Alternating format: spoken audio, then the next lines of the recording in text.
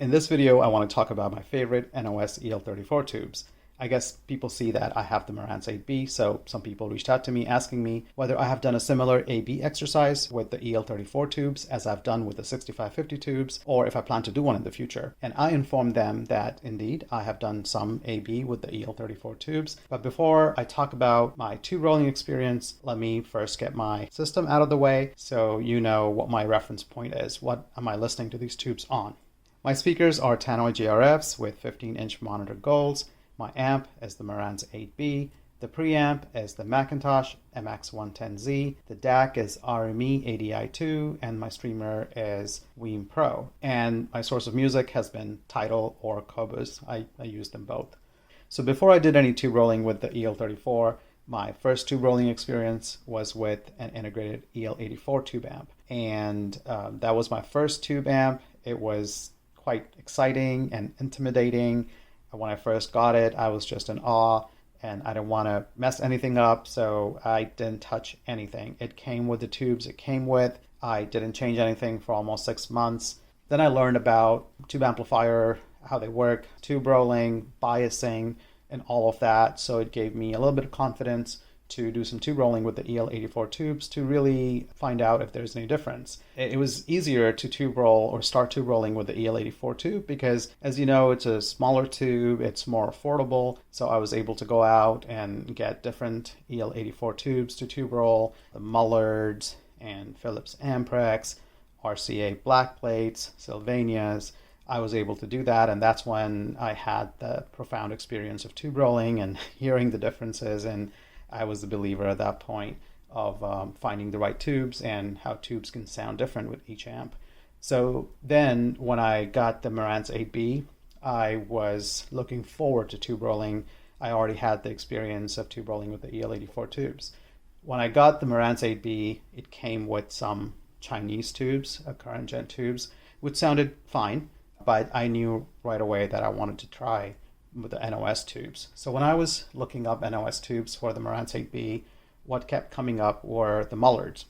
And I got the Mullards XF4 and I tried the Mullards, and that was definitely a step up over the Chinese tubes that I had in terms of clarity, but the Mullards didn't do it for me in terms of vocal separation and vocal forwardness, which I really like. And that reminds me, I had come across this picture that shows an orchestral seating chart, and it shows how each tube is sort of EQ'd and sounds like. And I believe this specific image was referring to the input tubes and what they sound like. And I remember Siemens being up in the very front along with Telefunken, and Mullards was all the way in the back. And I think that's what people refer to or mean by Mullards sounding dark, whereas Telefunkens are more forward, so it's just a matter of personal preference. So based on that, I did not pursue the Mullards any further, meaning I did not go up the Mullard ladder as I'd wanted to and try the XF3, XF2, XF1, because I figured it's pretty much sound the same. Having said that, these are my three favorite NOS EL34 tubes, in no order of preference, except these two here are early tubes from late 50s to early 60s. This one here is a 70s tube. And let me start with the first one here. This is a Philips tube, actually. As you know, Siemens did not make EL34 tubes. This tube here is brown base dual D getters, and a phenomenal tube. Here I have the Philips mini watt version of this tube, and if you can see in there, there's D getters up at the top. So brown base dual D getter, awesome tube. Overall, just great sounding tube across all frequencies. Very well balanced, very neutral sounding tube. Good instrument separation. Everything just sounds great on that tube. Definitely a top tier, holy grail type of tube, the brown bass dual D getter. Next one up is this Telefunken here. This is Telefunken manufactured early Telefunken tube. My very first video talks about how to identify this very early tube. Phenomenal tube in terms of the vocal separation and how forward the vocals are. If you like the Telefunken input tubes, this is more of an extension of that. It's going to make the vocals sound very forward. The vocal separation is great. highs are amazing. Another top tier Holy Grail tube. These tend to be very expensive and rare. These are also expensive and rare. So, and finally, I have this RFT EL34 tube here. Now, RFT is also a German manufacturer of tubes, and I guess after Telefunken stopped making EL34 tubes, RFT started making them, and this tube here I would say looks more like a Philips tube, so I guess it has more of the Philips characteristics. And RFT made these tubes with many different labels for many different manufacturers. So you can find this tube with RFT label, with Siemens label, and even other labels.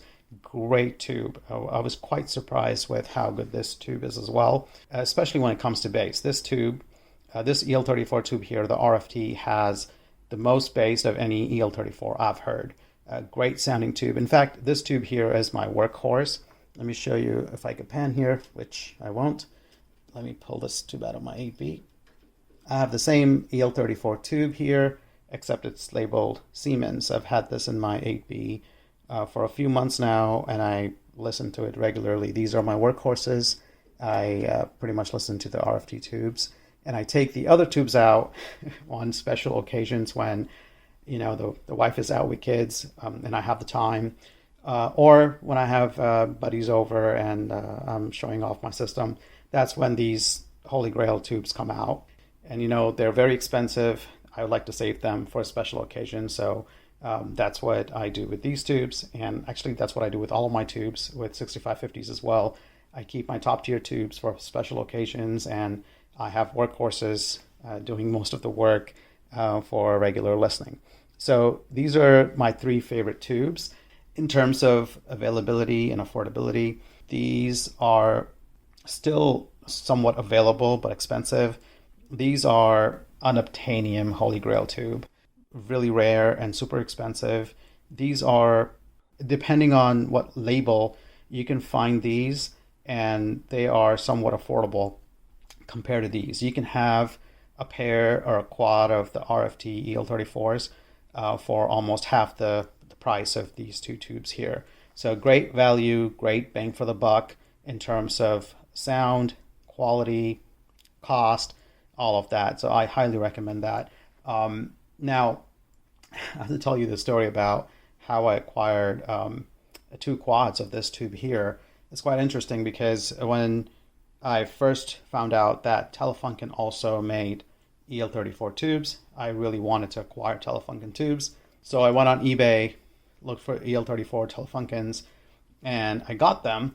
And I had acquired a couple of pairs, and I think I had like 6 of them, because I get more tubes than I need because I'll have to test them myself, match them myself, make sure I have a really good quad. A lot of times I've seen that when sellers sell something on eBay, their numbers may not be 100% accurate. So I get them, and a lot of times I do find issues. Sometimes I report the issue and ask for a refund or return the tubes and get better tubes. Other times I just have to be prepared to get extra tubes to match them myself and run them myself. So I had I think maybe 6 or 8 of these tubes here, which I thought were the original Telefunken tubes. And I was talking to one of my friends, and I told him how I got the Telefunken EL34 tubes, and he said, "No, you don't." And I said, No, I got them. I have like 6 or 8 of them. He said, "No, you don't. Take a look at them." And he described the plate structure and the getters. And I was a noob at that time. I didn't know about the plate structure and getterology and date codes. I wasn't aware of any of that. So when I found out that what I actually have, even though it says made in Germany, Telefunken, this is not a Telefunken manufactured EL34 tube. And that's what prompted me to make that very first video on this channel, so that people are better aware and know the differences and know what they're buying. That's why I just put that video out as an educational video to help with anybody who may be interested in learning the differences between these tubes.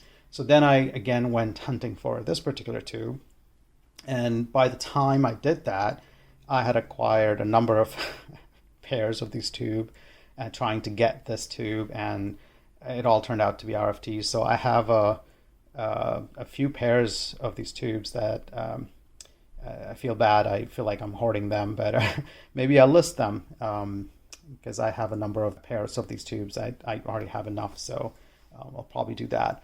But I went hunting for this tube here. I was researching, reading about them, and I came across this website where I was reading about them, and it was talking about how, on this particular instance, it was talking about how these tubes have come out of an ultrasonic jewelry cleaning machine.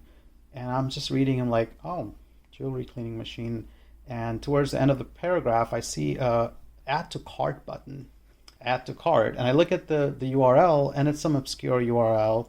And I hit that add to cart button, and it added a quad of these tubes to the cart. And I was just so surprised as to what this is. And when I looked at the website, it was some obscure website, small store in Australia, selling some guitar parts and other stuff, and they had no other tubes except for this one. And not only that, they had another quad of these NOS, and I added that to cart as well, and it let me. So there were 8 of these tubes, and I was just not sure what this is. It could be an outdated website or web page.